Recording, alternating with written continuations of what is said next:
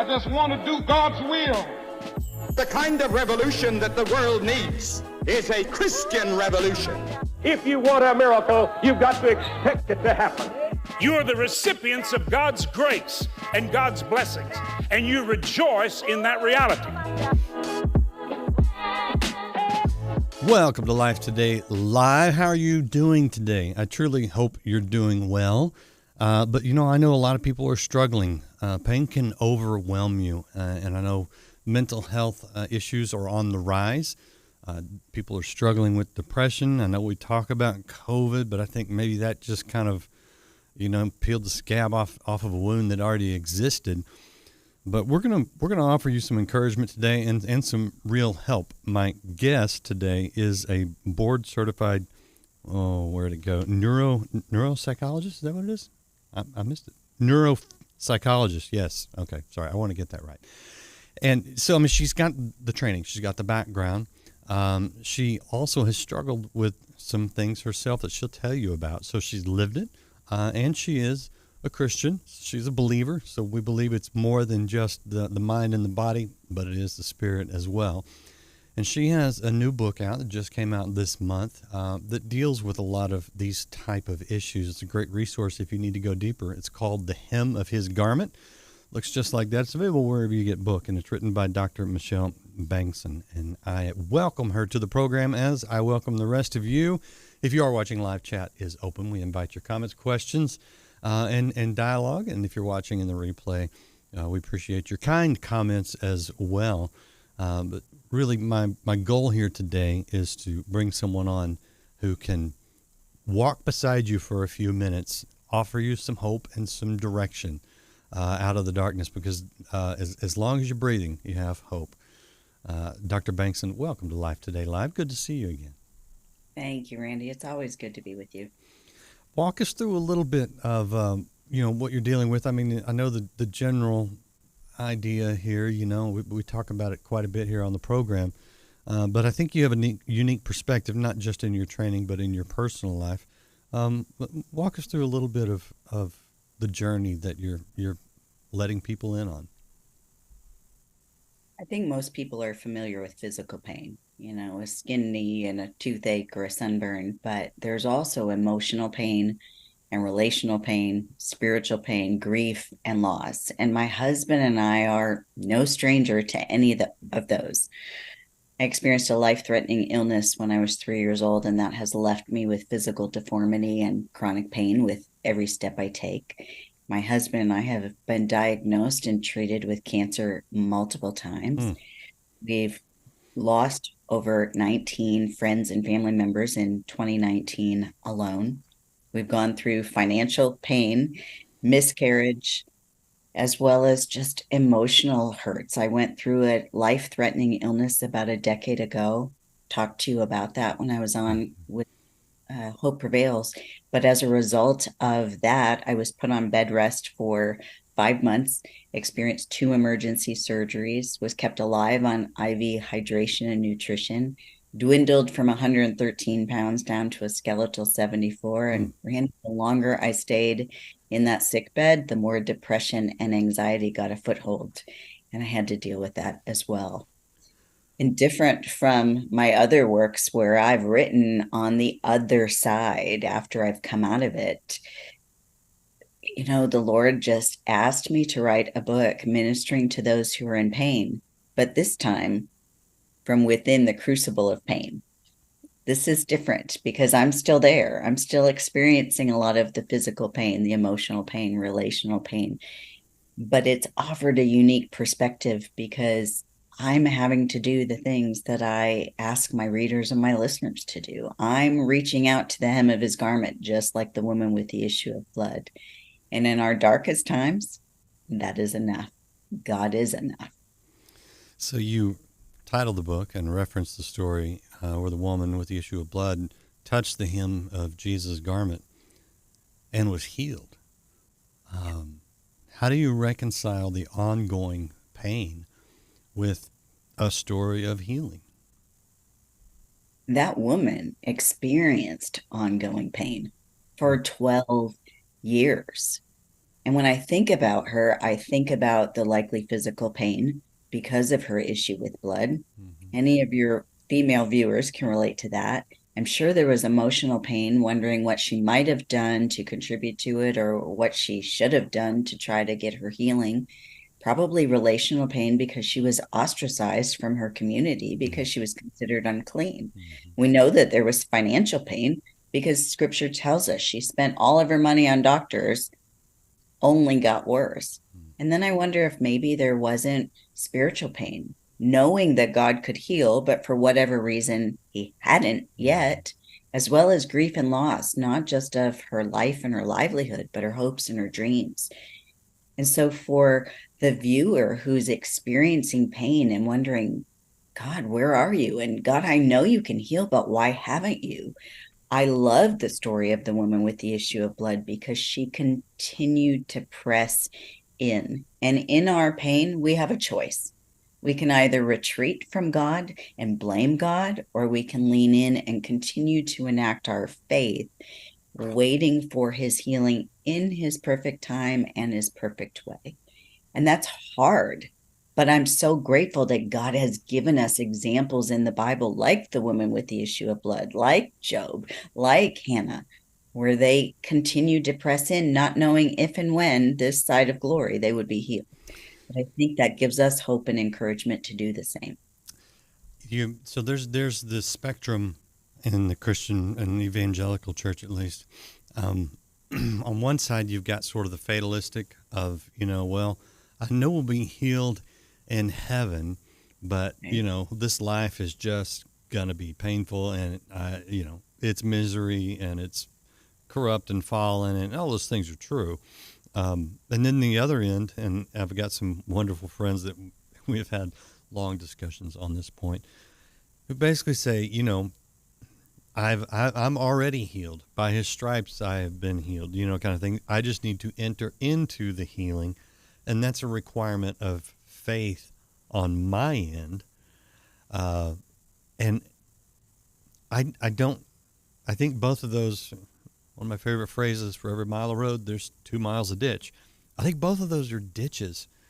How do we walk that proper road between fatalism and, faith guilt? If I don't have enough faith, something must be wrong with me. I think part of it is recognizing that what God wants from us more than anything is for us to believe in him. He wants us to have faith, but scripture tells us he gives us the faith the size of the mustard seed. So that fatalistic, you would be healed if you just had more faith, puts guilt and shame. Right. And I just can't reconcile that with a God who doesn't guilt us and shame us. And then I look to scripture and I think about Paul and the thorn in the flesh. If it was just a matter of faith, I think Paul had enough faith.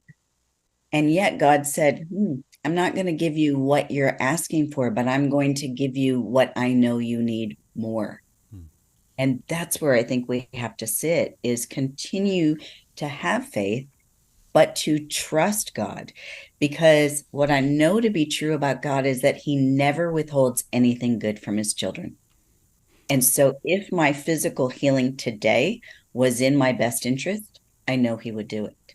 But so often the healing that we're looking for isn't the best that he has for us at that time. It doesn't mean he won't heal or that we won't ultimately receive our healing in heaven, but we have to trust him that, like a good father, he does have our best interest at heart. That can be hard. I know. I'm sure you know that. I do. Right up close and personal. One of the things you do say in your book, I thought was interesting. You say often walking by faith comes by crawling by faith. What do you mean by that? I mean, that we want to have this big enough faith to be able to handle any adversity without experiencing the pain. But sometimes our faith is grown the most when we can't even stand upright. The best we can do is try to crawl to reach out to God. And it's in those valley experiences, that crawling in the valley, where I think God uses those experiences to give us a fresh revelation of him and his character. And when I receive that, sometimes it makes the pain not necessarily feel worthwhile, but it shows me that God doesn't waste our pain. And that crawling in faith is still exercising forward momentum when what I want is to be running and leaping and dancing. Yeah. Sometimes the best I can do is to just crawl. Mm-hmm. Yeah, I mean, you know, and anyone who's facing chronic pain, especially, sometimes the victory of the day is just getting out of bed. You know, when you're going through a lot of emotional pain or loss, sometimes the only thing you can do is breathe. And Yeah. I think we downplay that sometimes, but truly sometimes that is victory. Just not giving up. Getting back up is not easy, but that's where the victory is. Not how many times you're knocked down, it's how many times you get back up. I know one of the questions that I like to ask, and I enjoy hearing different perspectives, and they're pretty unanimous in the bottom line, but there is a temptation to think that, well, and I think there's actually justification in Scripture to think maybe that God does this. You know, we say, well, no, God allows it, which you're like, okay, well, if he could stop it, then kind of it feels like the same thing anyway. Where do you land on the idea of God allowing or even causing pain for some, unforeseen purpose that we don't grasp yet? So often we talk about the original sin being Eve eating of the fruit in the garden. And yet, I don't think that's accurate. I think the original sin was Satan having so much pride that he thought he could be God. And I truly believe that God doesn't cause pain and suffering and affliction. I don't think that's his way. But he also allows us to live in a world that is fallen thanks to the enemy and his desire to be like God.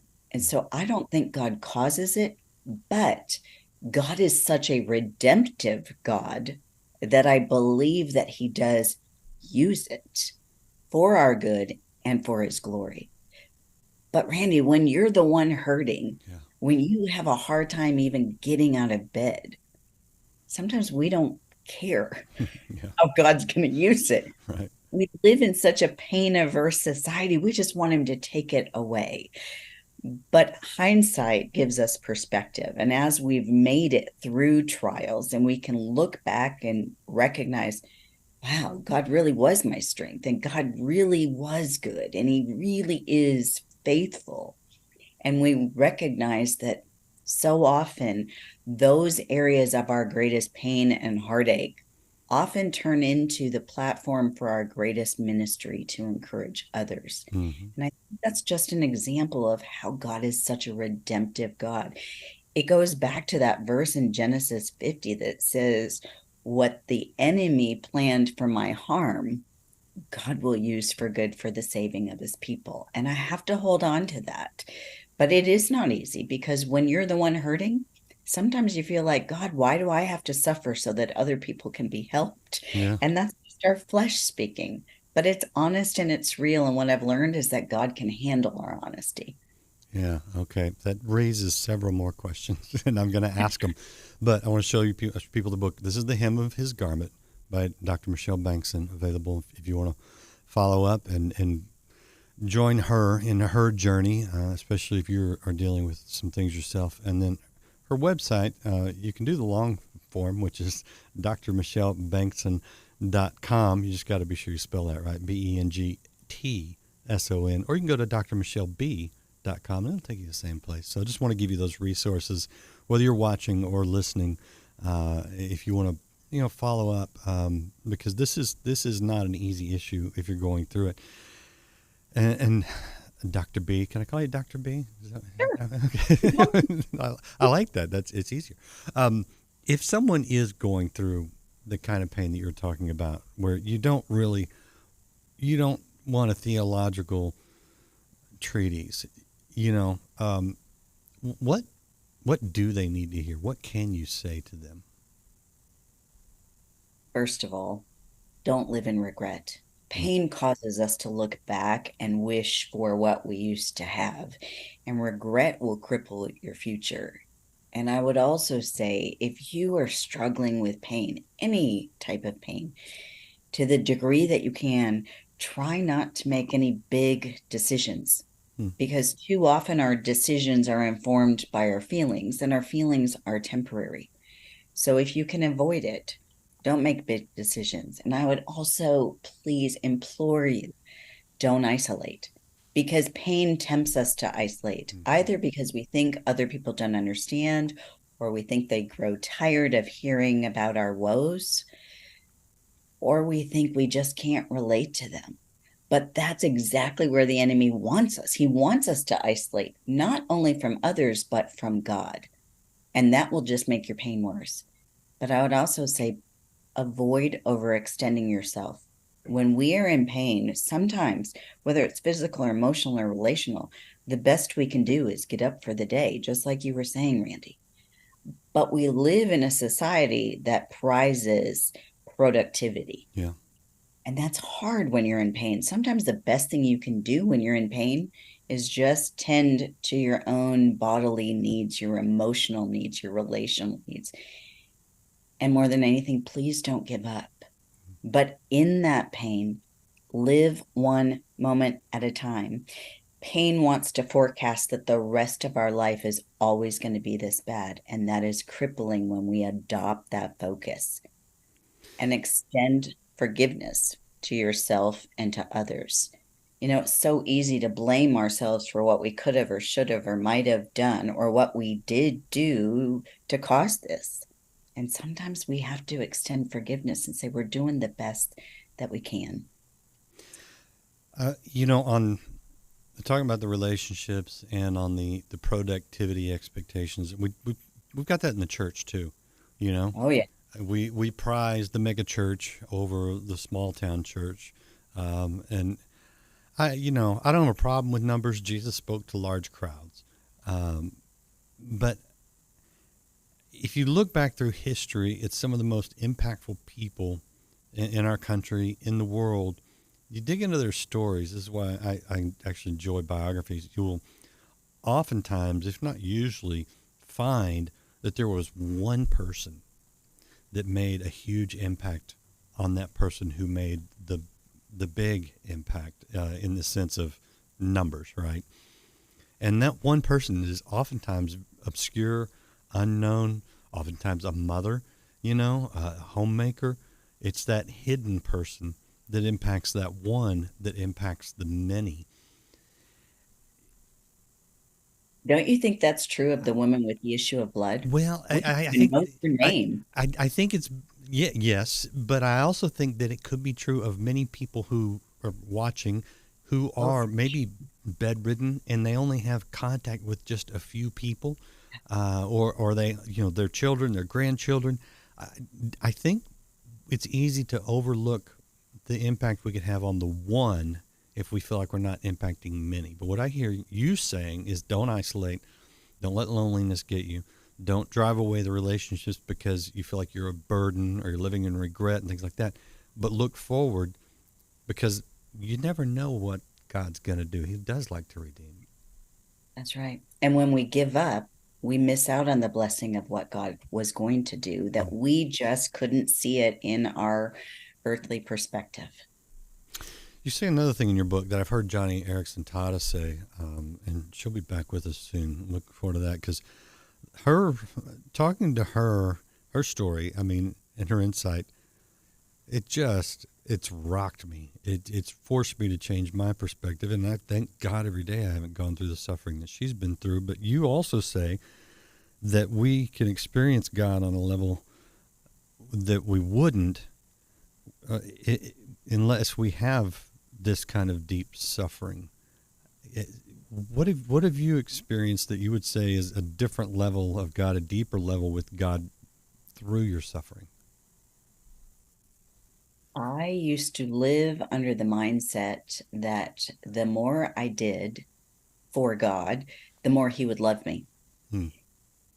And because I went through that horrible life-threatening illness where I could do nothing, I couldn't see patients, I couldn't be much of a wife or mother, it brought me to the place where I learned through that suffering that God doesn't love me because what I do.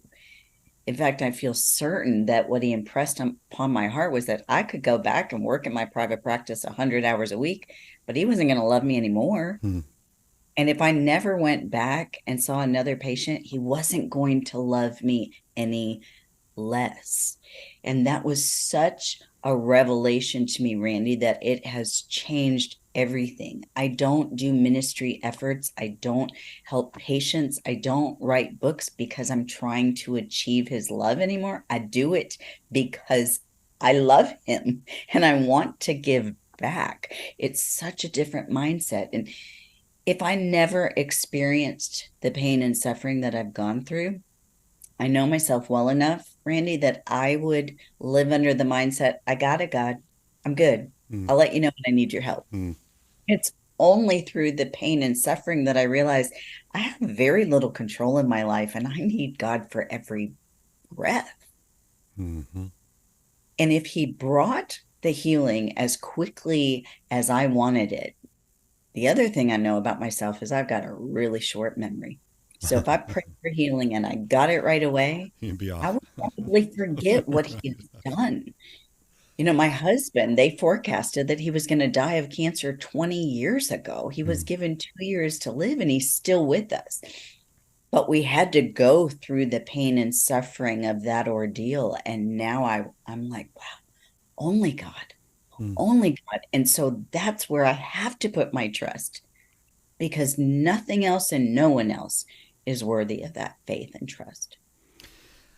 I know another key component to getting through difficult times, whether it's personal, physical pain, loss of a loved one, loss of a marriage, the pain of a child or a loved one who is addicted, things like that.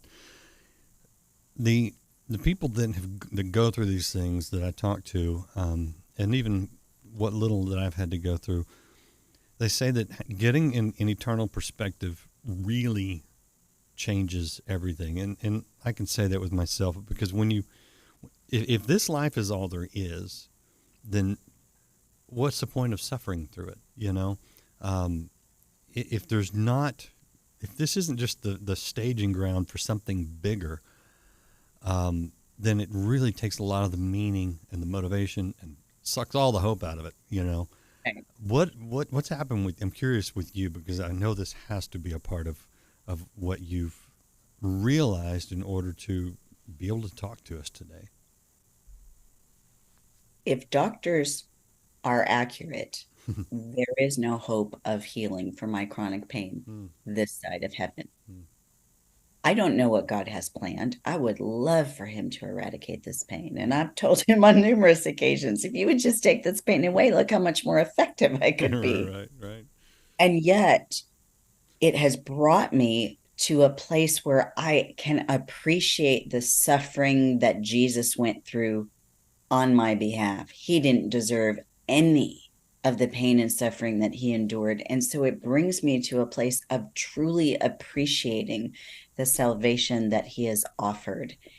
And it gives me hope because one day I will not live with physical deformity. One day I won't cry tears of sadness and sorrow. One day this physical pain won't even be a memory. I don't think I'll even remember it. I don't think I'll care about it when I get to heaven. But it is a daily challenge because in the flesh, I still want him to take it away. But when I maintain that eternal perspective, it gives me hope that God has so much more that I truly cannot even fathom on my best imagination. But I look forward to it. Have you had children? Personally? Oh, yes. Yeah. Okay. So is it fair? Because I've not had children. I'm a man, despite what society says. I cannot bear children because I'm a man. I would agree with you. So, okay, good. We're on the same page. But is there a comparison between the pain of childbirth that you don't really dwell on or remember because of the joy of having the child? Is that a fair comparison to the For me, spiritual it things is. that are? All right, is it? I don't know that it would be for all women, especially depending on the outcome. But for me, that pain was so great. Oh my goodness. So great that as I was going through it, I wasn't sure I wanted another one. Right. But within 30 minutes of it being over, I was like, oh, this is the greatest example of love that I can possibly experience. Yes, let's have another child. It is a valid comparison because the pain and suffering was so great. I just wanted it to end. Then when you get the joy that comes out of it, it makes it all worthwhile. Yeah. Great insight. I do want to leave this on a very practical note for others who are watching who may not be going through this, but they have a loved one or someone else that is going through it. And Southern Lady watching now talks about the practicality of people doing things to help her, whether it's maybe cleaning their house, bringing a meal. If you know someone who is suffering chronic pain, I mean, they sound like great ideas. Are these better than just great ideas? Are these what does it do for someone in chronic pain when someone just shows up to help? Oh, it helps minimize the lie that you're all alone. It takes that off the table. It lets you know you are loved, you are seen, you are cared for because God's the one who sends them. But the best thing we can do is not say, let me know if there's anything I can do. Because the pain sufferer is on decision overload. They're not going to let you know. The best thing you can do is send a text and say, I'm headed to the grocery store. Is there anything you need that I can drop by and leave on your porch? So you don't even have to come outside. I'm picking up my own kids. Can I pick up your kids for you today so you don't have to go out? Send them a prayer. Send them a text saying, I was thinking about you today. How's your pain level? Just that lets them know they're not alone. They are seen. They are loved. They are cared for. So I know it's okay. So here's a question: if you just do for someone who is in chronic pain, I think my mind goes, does that send a negative message that they're not able to take care of their own responsibilities if I jump in and do that? No, because you can never do everything that they have on your plate. Okay. I think that's great because I mean, if you haven't been there, you don't know. And I would be the type to be like, hey, I mean, I literally sent this to someone recently, different situation. That said, hey, just letting you know I'm here for you. And sometimes that is appropriate, but it's very interesting that you say especially the chronic pain sufferer, that just leaving the ball in their court maybe not be the best course of action, but actually getting out and doing something. Yeah. Yeah. Yeah. When my husband was going through cancer, the cross-country team for my son's school showed up and raked all of our leaves one Saturday. There was no way I could do it. There was no way that he could do it. And that was such a great display of selfless love that I will never forget it. Now I think about that for other people when they're going through a hard time. That's good. Yeah, that's good. I appreciate that. All right. Dr. Michelle Bengtson has a podcast you need to know about. It's called Your Hope-Filled Perspective. And you can find that on our website, Dr. Michelle B, or if you know how to spell Bengtson, you can spell that out. But drmichelleb.com is a great website to visit. I know this has encouraged a lot of people. I can see it in the chat, and I know many more will watch. So I appreciate your time and your insight. Is there anything that you want to say to people before I let you go? I just want you to know you're not alone. It may feel like you're alone. And even if people are not doing the things that we just suggested, God sees you. He loves you. He bends down his ear to hear you. And if all you can do is whisper, Jesus, help, that's enough. Yes, it is. Yes, it is. Appreciate you a lot. If you are watching and you are in pain, you can follow up. The book is available, Hymn of His Garment, where you get books. And if you know someone who needs some encouragement, hit that share button. And as always, we invite you to like, follow, subscribe, whatever, so you can get more encouragement and some different topics. Tomorrow, it's going to be an interesting one. but we've got some good ones lined up. So appreciate you guys watching. We'll see you again next time here on Life Today Live.